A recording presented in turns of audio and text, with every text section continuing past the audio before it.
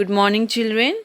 So, children, today we will continue our chapter 3, that is money and credit. Okay, so in our last class we have discussed till terms of credit, right? So, in our today class we will continue with formal sector credit in India. Clear?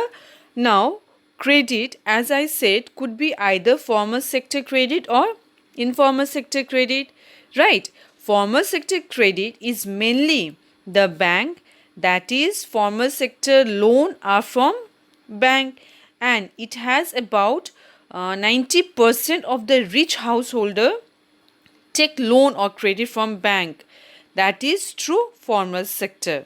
Clear? And the poor household, that is about 85% of them, they take loan from informal sector. Why? Because to them it is hard to produce collateral to the bank. I hope you remember what do you mean by collateral.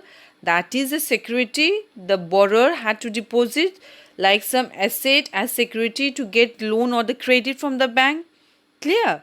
So, as a result, what they do, they either go to the money lender or to the trader or to the shopkeeper or to their friends and they take credit from them.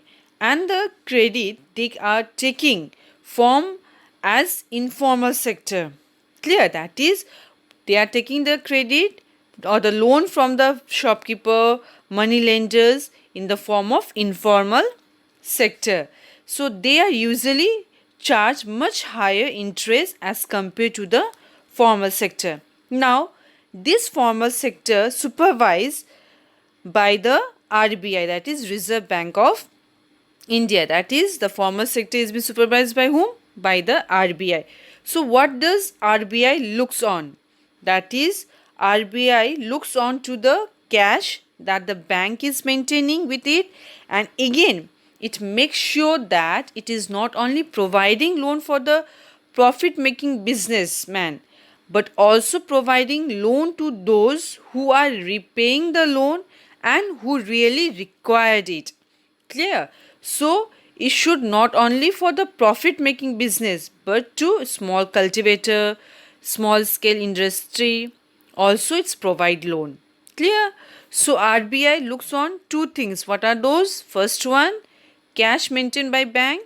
Second, loan not only to the profit making business but also to the other. Clear? Now, there is no organization which could supervise the credit activities of the lender in the informal sector. As in the informal sector, there is no one to control or supervise it. They can lend or the interest, whatever interest rate they want, they are charging that interest rate, and there is no one to stop them from using unfair means to get their money back. As compared to the formal lender, most of the informal lender charge a much higher interest on loan. Thus, the cost of the to the borrower of informal loan is much higher.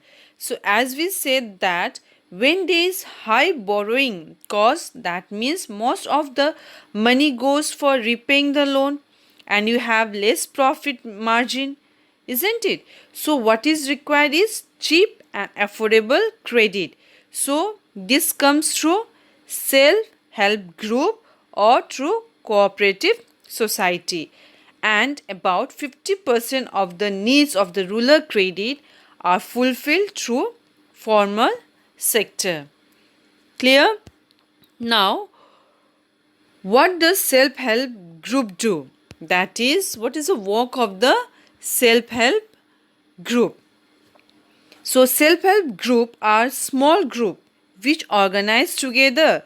So let's say 80 or 100 of the village, they together collect their money in a single head. Okay, so all those 100 people are depositing their money in the self-help group, isn't it? So now let's say a person wants some loan. Now he could ask at a self-help group to provide loan, and then he would be repaying that at a amount in certain time period. That must be within 1 year or within 2 years. So when this self-help group grows bigger, then what happened? That after 1 or 2 years, it established itself with bank and it act as a regulate saving account in the name of self-help group. Understood?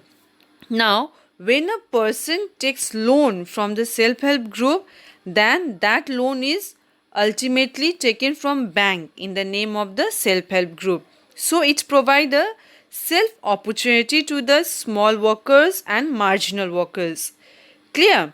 It also lead the workers to overcome the collateral process because all these 100 people who are involved in the small household activity might not provide sufficient collateral to the bank. Clear? So, a good example is there of Grameen Bank of Bangladesh, which was established in 1970s and it has 6 million borrowers and it's been spread over 40,000 villages. So what we see is that economic activities require loan or credit and credit have a positive impact and in certain situation makes the borrower worse up. Clear? That is in certain situation the borrower also suffer. Clear? So children, we have completed our chapter money and credit. So just go through it. If any confusion, you could ask me.